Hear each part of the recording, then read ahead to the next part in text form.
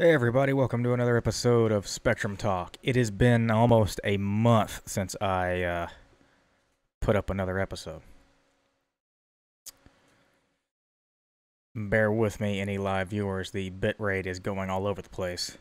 So this is, the upload speed is just inconsistent and I can't do anything about that. Some days it's good, some days it's not. But, yeah, I've been kind of, gone or absent for a while. My last episode that I put up of the podcast was on the 13th, and then I've done like 2 or 3 streams since then, just here or there, just trying to get back in the rhythm of things. But I haven't uploaded any videos outside of some stuff that I had edited. And that was in like the middle of January.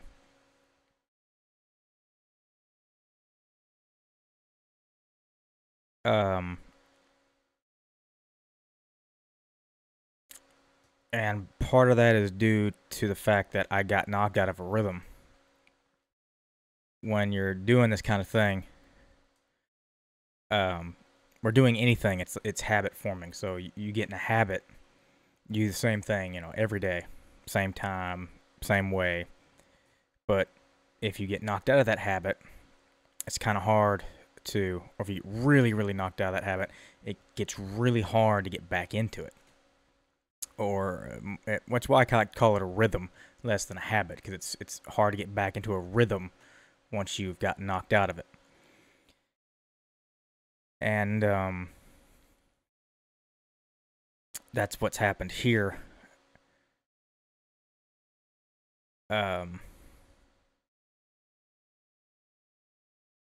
It started just because we couldn't. I mean, the podcasts are usually a week or so apart, and I was waiting for some news to pile up before I did another one.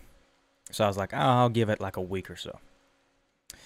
And then with all my medical stuff, trying to figure out what the hell is going on, what's actually going on, and getting more medication and stuff. Then some recording stuff fell out. We couldn't record when we wanted to because of work and whatever. And then my wife got a new job. We couldn't record then or there. Now it's a night job. So just got some scheduling stuff that got messed up. Whatever, I'll put it here to the side here. I work a 40-plus hour job. That's also been changed due to my health issues. So I'm trying to learn a whole new rhythm on top of all that. And I thought, oh, I missed like a few days here. I'll be fine. And then I got started on my new meds. And I don't know if it was all the meds together or what, but I think it was just one of them. And it was one that wasn't supposed to alter mood at all. It was like a pain reliever, an anti-inflammatory, because of the muscle in my chest, one of the skeletal muscles that got messed up and never healed over the course of a year due to constant panic attacks that I was having unknowingly, and just tearing over and over and over again. I took it, and since taking this and a mood stabilizer and some other crap, I fell into an incredibly deep depression. And I thought I would, because I was foggy, it was hard to read, it was hard to concentrate, it was hard to do anything. I was kind of in autopilot mode. I just had enough just to get me to work. And then I would come home and basically pass out until it was time to go to work again the next day. This went on for about a week, and it was getting worse. Finally, I went, something's wrong. I was like, what is going on? I was like, I can't stop taking these other ones. But this pain medication, I can stop taking because it's just pain stuff. And all these others aren't supposed to have side effects like all this other crap, except maybe because some mood stuff and anxiety medication, it can have a side effect where it does the opposite of what it's trying to prevent, and just actually make things worse. Kind of like how high blood pressure medication can give you high blood pressure. That's always a fun one. it can just fuck shit up in the reverse.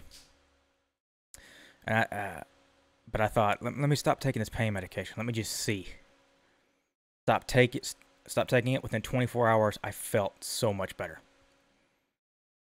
And then it took a little while for me to get back into something that felt close to normal, but I was still had this lingering depression that's still here. And then, every day I'd come home from work and be like, "Oh, I want to make a video, or I should probably do a podcast." And I was like, or I couldn't, or I would just rest because no one watches these things, no one listens to these things, no one does this or what. There's no reason to do that. I got other stuff to do. I could just, take a nap because I got a headache or this or that. And I'm like, that's no fun. And I like doing this stuff. Like, what is going on? And then finally I got my other medication, my testosterone shots, and took one of those. And now I feel 100% better. Still not completely to where I was before this all went to hell in December, but feel a lot better. You're not supposed to miss those. Only missed them because I was in between getting the medications. That's always fun. But even now, I was finding myself, over the last 4 days, I found it hard just to do anything. The streaming, I think I've done like 3 streams just to try to get myself back into the rhythm, try to get myself back into doing this. And it's very difficult once I've gotten out of that rhythm to do this again, because I'm becoming more and more aware of just how tired I am every day after work, how tired I have been and am continuing to get after all this crap that I've gone through with this year, and everything that's happened in it. And then there was some other stuff that's happened recently with family, and it's been a lot. But I didn't realize it was affecting me as much until I looked up and realized that weeks had gone by in this thing that I really enjoy doing. I mean, yeah, I would like it to be a career, whether I'm good at it or not. I mean, yeah, it would be this grand idea to be able to do this thing that I love, but that key word, love, it's like something I love to do. Even if I could just make a living, right, I would do this, all of it together. Entertain in some way, form, or fashion. Just get paid to bullshit, that'd be fun. It's kind of like the only thing I can safely do now without falling out, because I may have POTS now, which is a disease that you just can randomly faint because your heart rate will spike, and that will cause you to pass out, and it starts coming about in your mid-20s. And it can also be compounded by stress, especially if you already have trauma and other shit. And I have the trauma and the other shit, and you put those things together and it just fucking explodes and becomes horrible. Apparently, if you ever are sitting down or laying down, you stand up real fast and you faint or fall down or whatever, that's a sign that you may have it. It's also a sign that you may have low iron. But I have incredibly high iron levels, which I should. I eat a lot of meat.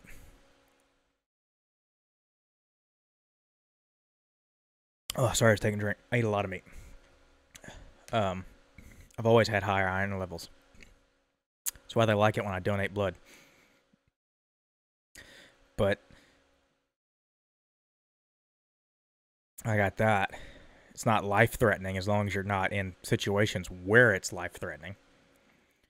But it can, like normally driving a car, maybe not threatening because you can feel it coming on. You maybe pull it aside.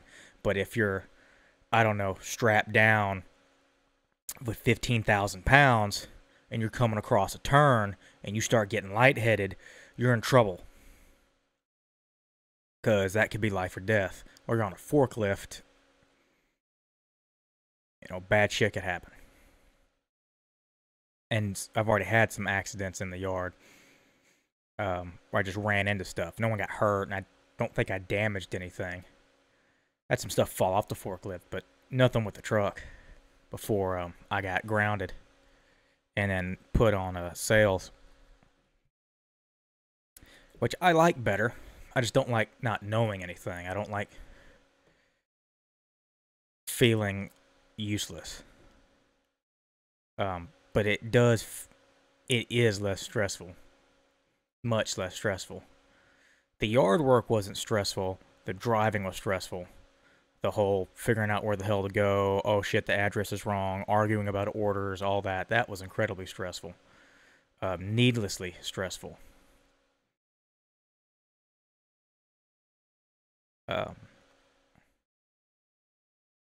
And that was just shit that I don't need right now or ever.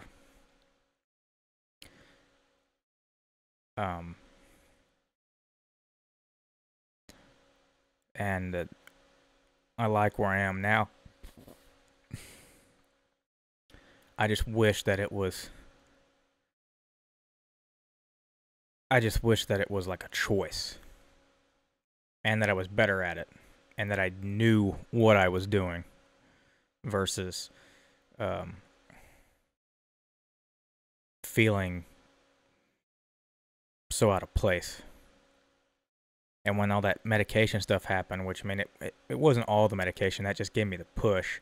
I think it was just me feeling the effects of it and being out of it. And that helped me get incredibly depressed. Because the mood shit has worked. It said it would take about a month to work, and it's worked well. And the anxiety stuff's gone down and everything. But when you're already on the edge of depression, it doesn't take much to push you down that path. Or, I mean, I already have clinical depression, so it didn't take much to begin with. But,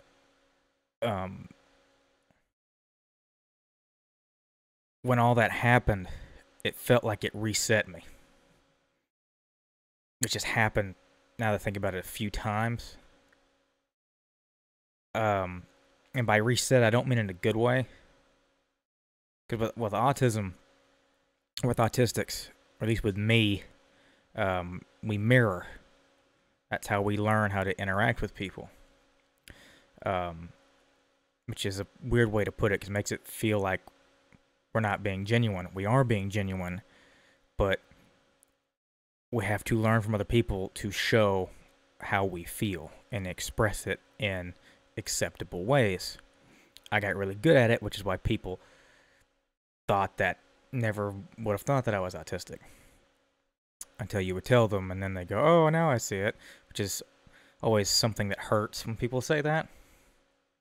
Like, what do you see now that you didn't see before? And what does that mean? Because what that sounds to me is something bad. Now you see something bad. But whatever. But I was always good at mirroring, which is why acting came naturally. And I was good at it. And part of that was because, going through school, I was surrounded by people all the time, so you had to be good at it. And I watched movies all the time, and I would pick stuff up, and I loved to talk, and I loved to joke around and be stupid. And that kind of waned off in high school, because when I got on the Adderall and then focused on my studies, I didn't talk to many people as much. But I also wasn't in classes with people as much, because after my sophomore year, because I doubled up on a bunch of classes, my junior year I only had 4 classes, so I got out at 12. I left at 12, and then would go home and either play video games and then go to work after that, or take a nap and wake up and then go to work after that. And then senior year I only had 3 classes, so then I would leave at like 11 and then do the same thing. So I didn't have a lot of classes with friends and stuff. I didn't have a lot of interaction. And in college, I didn't seem to have that much problem interacting with people, but I did have a reset in college. But in theater, I was very comfortable with the people in theater. But I had a bit of a reset when I had a very depressive um, episode, so to speak. Um, I've always felt as I've gotten older that it's the opposite of how you would think. You would think some of these things, it would get easier as you would learn. These things would get easier to deal with. And I've always felt that, at least in my case, it has gotten much harder to deal with because people um, expect you to be dealing with this better. They expect more from you, despite them not even knowing what I have or how this shit works. Even when they do know I have it, they don't know how it works. So, but they expect more because I'm older, and that's just not worked. So that's part of the reason. But I've always felt that I'm always losing my grip, and part of that is because, especially if it's last year, it's just been me and my wife, and then for a little bit it was just me, so I didn't have a lot of interaction with people. And even at my jobs, it's just me, coworkers, and then at this current job, it's coworkers and then people who come in to buy stuff at the lumberyard. And I do talk to people, but I used to know how to enter a conversation. Like, if people were talking and I was in the room and they said something and I heard it and it was an open conversation, I used to be able to tell through context clues, through what they were saying, or whatever, because obviously if they were talking open in air, you could tell by the tones and everything and how they were talking, body language, the subject matter, of if it was an open conversation or a personal conversation, private, whatever, of whether or not I could enter in. And that's how you would make friends, and you would, chit chat and small talk and all that bullshit. I used to be good at it. I used to say that I could enter into a group of strangers and I could be the life of a party. And I used to be able to prove that again and again and again. I used to be able to find it easy. And I wasn't lying to people. I would just go in and listen and see what they liked. And a lot of times it was going to places with like interests, so it made it really easy. But go in, listen, and talk and strike up conversations and just talk to people and learn. It made it easy. It was harder with people who already knew me. But now it seems I have lost that ability altogether to just strike up a conversation or enter into one. Like, I don't know, and it doesn't matter if it's through talking, like actual auditory out loud, or in text form and like a Discord server. I'll just read and I'm like, I don't know how to enter in this. I have lost this ability recently. I wasn't the greatest at it recently. It's something I've been losing over time, but I've seemed to have just lost it completely. And I don't know why that is. I've lost some things completely. There are some things I used to be able to do very well, and maybe just some skills that you just need to train. Like with poetry and songwriting and stuff like that. When I was in my late teens, or actually throughout all of school, I used to be very, very lyrical. And if there was ever a poetry assignment or certain poetry assignments, as long as I knew anything with rhyme scheme, I was very, very good at it. I just understood it. It's like, write this, write the rhyme scheme. I want it, I want the stanzas like this, whatever, and I could do it like that. It came easy. And now, I seem to have lost it. And what's weird is, when it came to rhyme scheme, it wasn't something I practiced. It was just something that came easy, so I don't know why. And with writing was something that came incredibly easy as well. Staying within a certain format or certain rules was difficult, but writing was incredibly easy. That's why it pays to have a good editor. Writing is still somewhat easy, or that is still there, but the lyrical stuff, I don't know what happened. But I always thought that was something like drawing, something you had to harness and train and whatever, but if you didn't, you could lose it or become unrefined, and you just had to just jump back on it and relearn, And in school, you're always taking an English class, so that was why it was always at the forefront of my mind. Despite maybe you weren't doing poems every day, but you were always immersed in it, so that's why it was always there. But then after that, it wasn't, so that's why it's harder now. But maybe that had something to do with me losing these other facets of my, I don't know, abilities. It seems strange. And I know it's not the medication, because I was losing stuff before or in between medications and stuff like that. Like, I was losing my memory because of medication, because I wasn't active enough, and it was building up and causing issues. And I stopped taking it because of that. I was able to fix a lot of those memory issues, but I still have certain ones. But this talking stuff, I don't know what it is. And I don't know if it's because of the Adderall. Though I was on Adderall in high school, and I seem to still have the ability then, and in theater, and college and all that, I still have the ability to do all that then. But it would make sense that if I'm super focused, even if it's on nothing, if I'm just super focused, then I may not jump in there. Just jump in on random things. But to me, it feels like a comfortability issue. That something is building up and getting worse. I don't have the permission to talk, so I don't. And that is building up. Or at times, it's very difficult to talk, even if I haven't talked all day.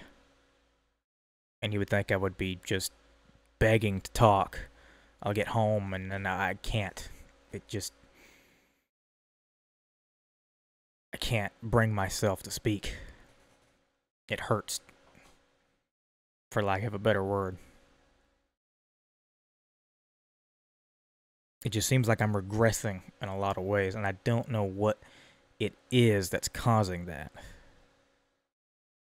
Which is one of the reasons I don't want to stop doing this, because I think this helps. I think doing the videos every day and the streaming and the podcasting for anything, it keeps me talking, it keeps me thinking, it keeps me doing stuff. I mean, video games in general, with a movie, it's kind of a passive experience. At the very least, it's a passive experience, but you can engage with it, but only to a certain level. But with the video game, you actually have to play it. You have to pay attention to it, otherwise you'll lose. You have to pay attention to what's going on because you are interacting with it. As with a movie, you don't necessarily have to. And most people don't, which is why they go, "What? I don't understand why this happened." Well, if you just would have listened, you dumb idiot, you would know. So with video games, I think they keep me sharp and they help, and they did help me immensely growing up. But doing this, I think helps a lot. The podcasting, the streaming, and the videos. I just hope that I grow an audience so I have more interaction, so that I can actually interact with people And then through that interaction, grow, including more autistic people, other people on the spectrum, as well as others, and then help them. Because, part of this, the reason of the uh, channel and the podcast and everything is to spread awareness, to let people know that autistic people are just regular people who just have issues. But we're just people. We're just people. We like shit just like you do. We do shit just like you do. We're just regular people. We like video games. I like video games. I also like the weather. I'm a fucking weather nerd. I'm also a redneck. You know? And we're just like you, but we have issues. Some of us have special needs more than the other. Some more so than others. And that's okay. We come in all different shapes and sizes and forms, and it's nothing to be ashamed about, and it's also nothing to be scared of.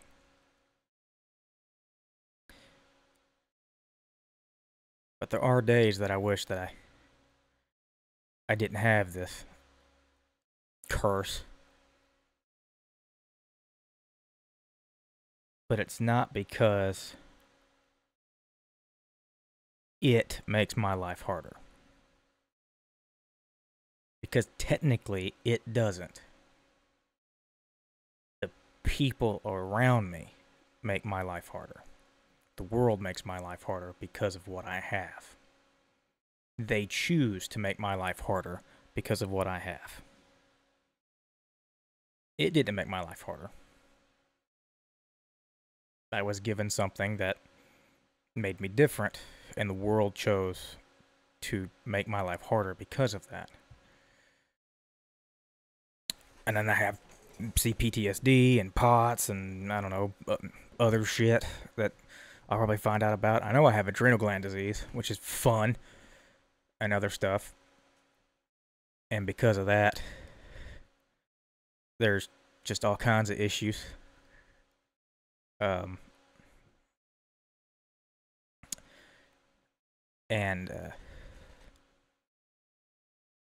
Autism in itself, it does cause issues, like sensory issues. But other than that, it doesn't make your life harder. To a point. It can. Like in a perfect world, oh no, I have sensory overload. And it takes whatever form that it does. And you're at work. And they see that. And they go, oh, okay, come over here. And then you take as much time as you need or whatever. And they help you get through it, blah, blah, blah. Everything's fine. And then they're like, oh, you need to go home or whatever. And then if you need to, you go home. And if you don't, you stay there and whatever. And you finish work. And then nothing comes of it and you're all good. But most jobs, that doesn't happen. Because we don't live in a perfect world.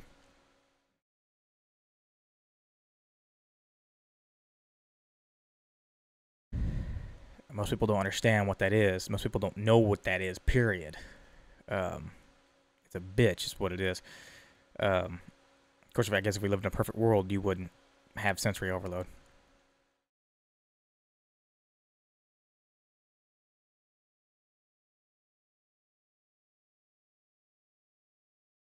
It's just,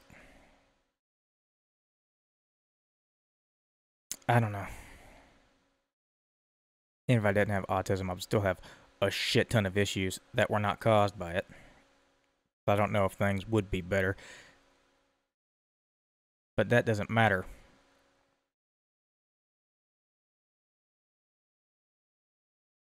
That doesn't matter. Because it doesn't matter if you do or don't have something. It matters about the people.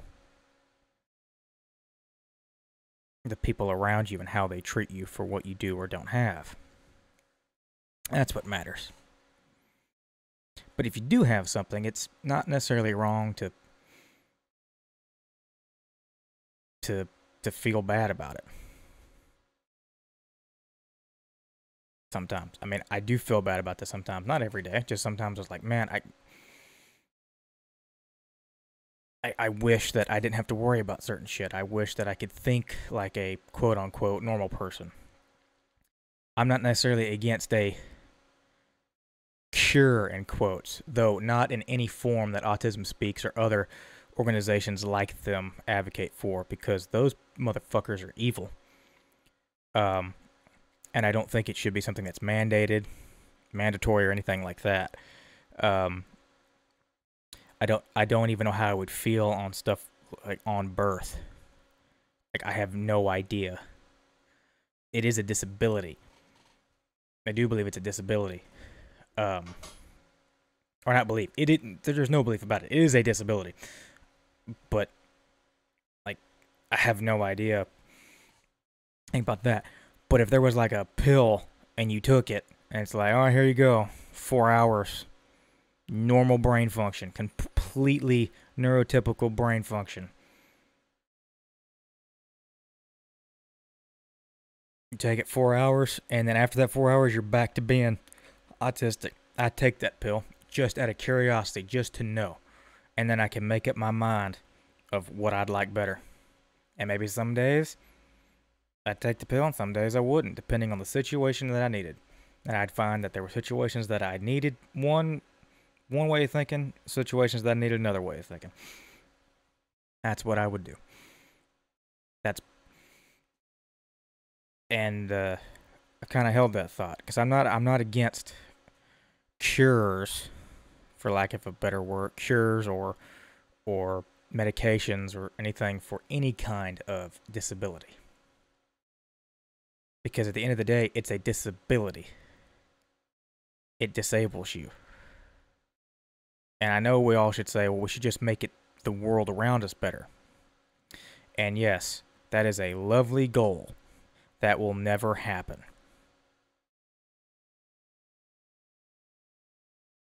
Because even if we could do that, and we can't, because people are evil. We always got to remember that part. People suck. But even if we could, and we can make sure that people couldn't wiggle their way out of it in all these different ways, even if we could, we got to remember that the world sucks. The world in general sucks.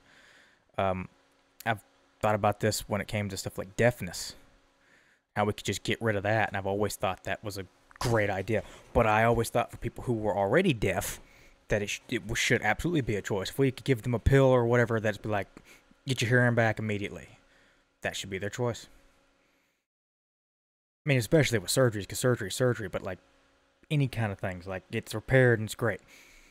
I know many blind people would take it immediately, but there's a whole weird thing with deaf culture that I'm not going to get into. And many disabled people's cultures that they feel wronged by that for searches for cures. And many of their points are valid, because like with autism, the search for a cure is not to help the people. It's to help those who suffer the autistics. So it's the people who have to live with us, not to help us. It's to make their lives better, so they don't have to live with us anymore. Basically, if they could do the same thing, if they could do the same thing through genocide, they'd do it. It's one of those things. But if it was through medication and stuff like that, and it's like, oh, take this and do it, it should be a choice. I've always been like, that would absolutely be something I would push for, especially with something that takes away certain senses. Like with autism, especially if you go way far on one end, yeah, definitely, that would be great. And then with someone like me who's way far on the other end, sensory overload still sucks. It's not that I lack senses, it's that I have too much of them sometimes. Though, sometimes I lack certain senses, like pain, but then I lack certain social cues, which It's not even certain social cues. I lack certain feelings. However, I can feel certain things that other people can't because they're not aware, because they're relying on certain assumptions and feelings and unwritten rules that I don't. So they'll walk into a room and start talking and acting in a certain way, expecting something that I won't, and they may walk just ass backwards into the wrong situation, thinking it should be one way when it's the other way. Well, I wouldn't do that. I would make sure of something else, of what I was doing beforehand. So there are advantages, but like the world sucks, and we're taking away one of your senses, like your sight or your hearing, or hell, even your taste or smell. There's always going to be things like disasters. And in a disaster, you're going to need those things. You're going to need those things. It's not even about whether or not there's a ramp or something, or someone not being an asshole to you. When there is disaster, you're going to need those things. You're not going to be able to rely on other people. And when a disaster strikes, you will find out who the people around you are. You'll find out how good they are. Some of the worst people in the world that you think so low of will come out of the woodwork to help you, and some of the best people that you think so highly of will leave you to die. It just happens. Some people have different instincts. But if you can't see there's a tornado,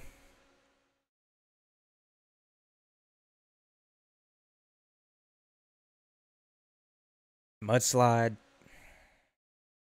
earthquake, natural disasters like that, and it happens, you get caught in one. I mean, you can see and you get caught in one. That sucks, but think about how much you rely on your eyes. Right? And now think about not being able to hear. Something like that happens. You think about the sirens and the signs and other things that you rely on your hearing for.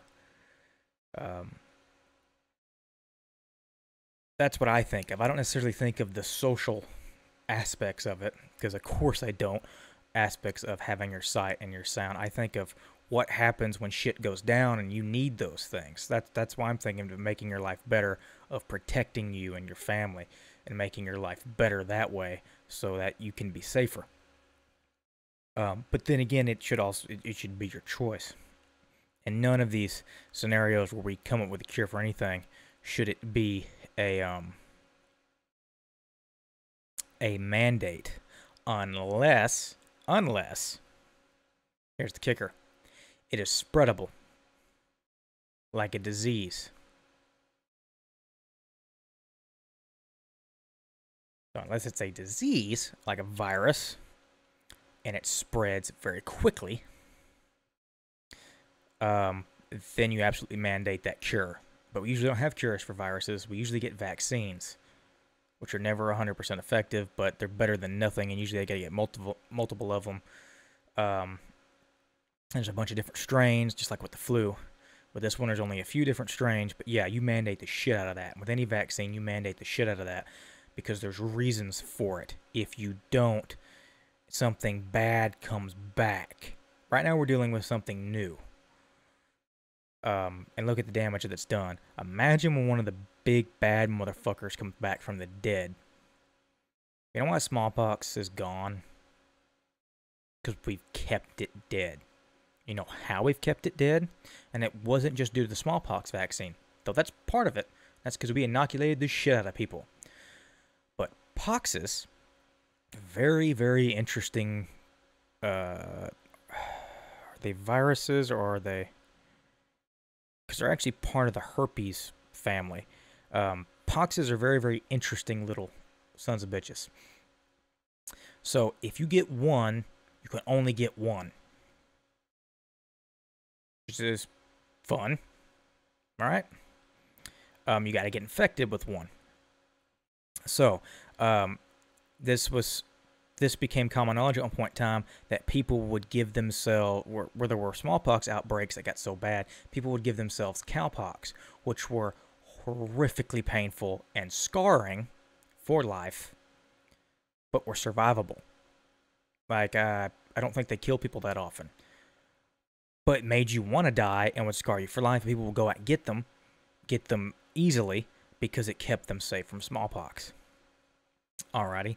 Well, we don't have cowpox in North America, at least often, that I know of. One of the reasons is because of chickenpox. Everybody knows about chickenpox, but we don't hear about chickenpox that often anymore because of the chickenpox vaccine. Now, people have wondered aloud, why don't we have a chickenpox vaccine? Chickenpox wasn't that bad. I mean, when I got it when I was a kid, I mean, it just made me itchy and gave me fever. I mean, it sucked, but it wasn't that bad of a deal. Why would we get a vaccine for it? Was it just we made a vaccine because we could and it just made it more convenient? Turns out, no. Several different reasons. One of which, if you get one pox, you can't get another. You cannot get another.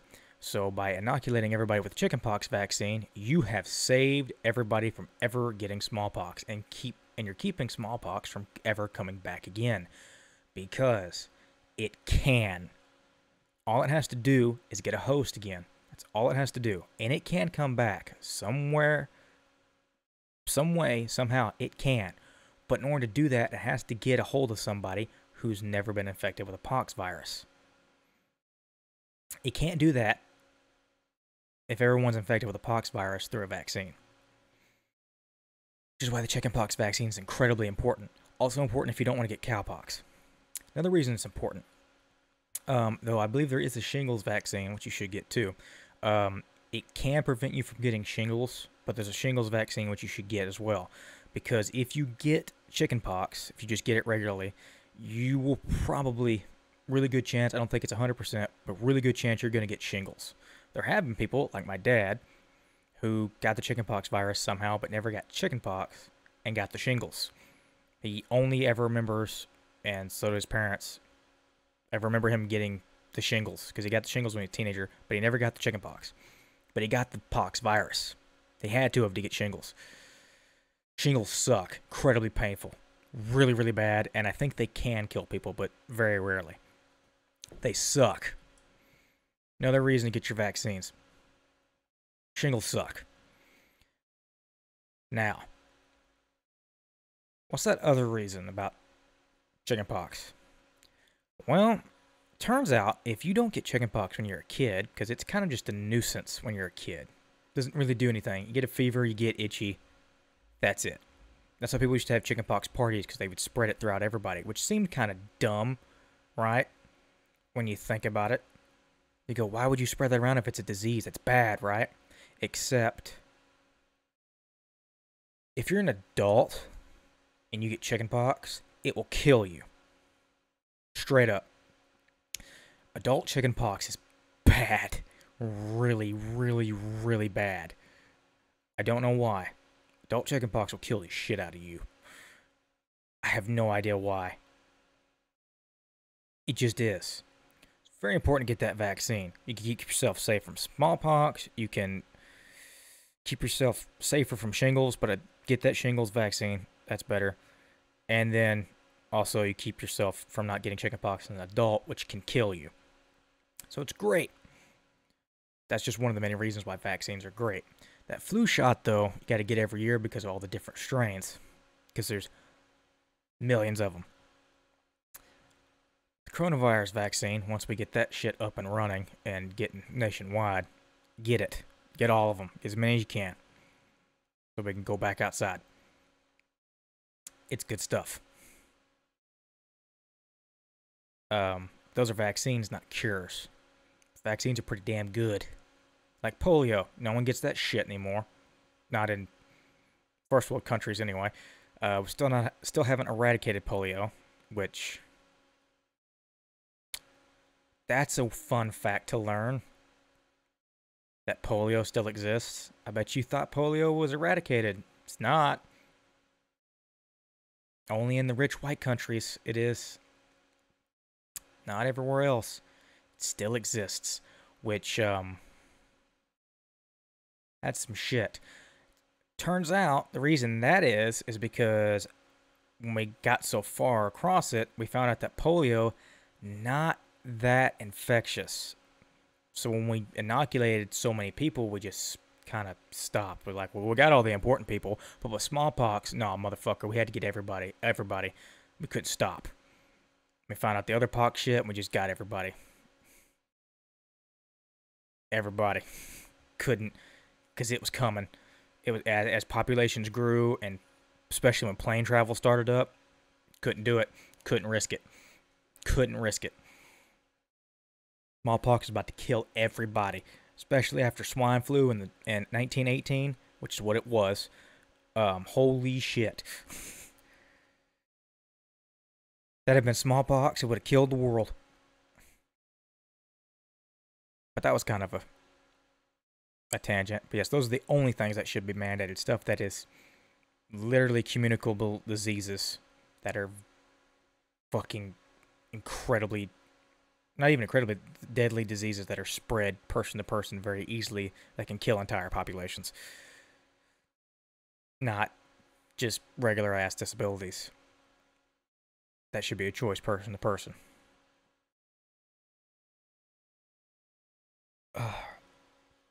We did not talk about any video game news.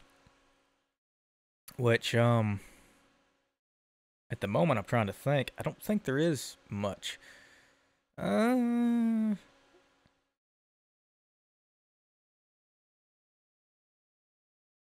kind of wouldn't go together with all this anyway. I'll do that in the next one next week. My schedule also got changed. I have days off because we work one Saturday on, and we get one Saturday off, and then my day off used to be Tuesday. Now it's Thursday. So that's also kind of messed up my schedule. I'll do another podcast next week, and that'll have other stuff in it. I should have a review coming out soon over Hitman 3 because I finished that. Good game, by the way. And then I'm going to start uploading videos on the channel again, probably next week. I'm going to try to record some stuff this week to get some stuff in the backlog, do some streaming and stuff this week to get stuff up on the channel next week. That's what I'm hoping for. I'm hoping for to get back in that rhythm. Hopefully. Anyway, thank y'all for watching. And you see live. I forgot how to do all this. You can watch the podcast live on Twitch. If not, you can watch the recorded version over on YouTube or listen to it over on Anchor FM or anywhere that you can listen to podcasts. That's on Apple Podcasts, Google Podcasts. What are the other podcasts? What? Spotify. That's usually the link that I give out. Anywhere you can listen to podcasts, you can listen to this podcast. Other than that, I got nothing else to say. I will see y'all in the next one.